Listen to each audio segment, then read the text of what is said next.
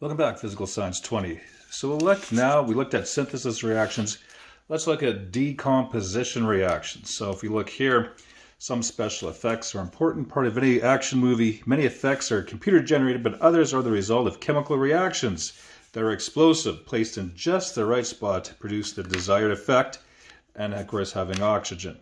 The science of handling explosives is called pyrotechnics, and as you expect, it requires it requires specialized training.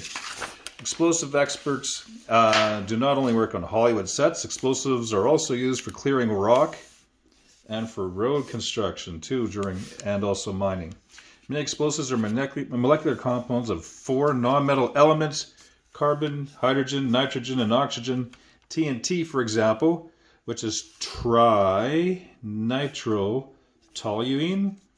It's a common industrial explosive, and the detonation of this compound releases great energy and has a bunch of reaction products too, as you can see here. So if you take a look at it, TNT breaks down, gives us carbon monoxide, nitrogen, water, and energy.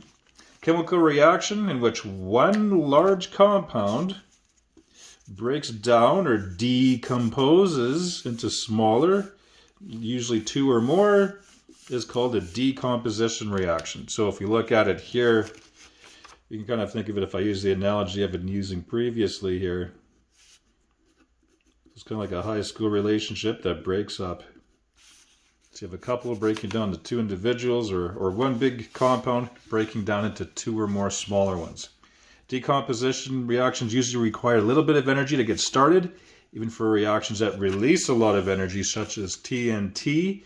A small electric current would start a reaction up here and then release far more, because there's so many atoms here joined together that contain a lot of energy. Source of TNT's destructive power comes clear when you consider the states of its decomposition products.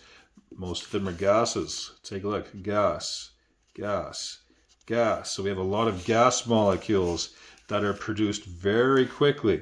And of course, when gases occupy far more space than solids and expand quickly when they are heated and released. Thermal energy released by exploding TNT makes these gases expand very quickly, creating a powerful destructive force in a fraction of a second after detonation. Okay, so predicting products in decomposition reactions, sometimes it's really easy, such as if we have simple ionic compounds, we could just see, well, what makes up the compound? Potassium and chlorine. Chloride, which comes together to become a chlorine, such as over here. So solid potassium and chlorine, it's Cl2, because it's one of the Hofbrinkel elements, of course. However, predicting the decomposition of larger compounds is a little more tricky. So, for example, KClO3, we would expect it to break down into KCl2, O2. We'd expect it to be that, but in reality, it does not. It breaks down into potassium chloride and oxygen gas. So we can't always predict a larger compound, how it will in fact break down. Some decomposition reactions produce only compounds. For example, the intense heat of a Bunsen burner causes calcium carbonate to decompose into calcium oxide and oxygen. Bubbling gas in the lime water produces a precipitate, indicating that the gas is, it's carbon dioxide. So therefore the chemical equation is this. So if we have a compound that has quite a few different elements, it doesn't break down into simple elements. But if we have a 2-atom compound, it will break down into our 2 individual atoms that we can predict. Calcium oxide, also known as lime, is a key ingredient in cement. Industrially, kilns produce operating at 1400 degrees C, are used to decompose calcium carbonate or lime to produce calcium oxide. Kilns consume large quantities of fossil fuels to maintain this temperature.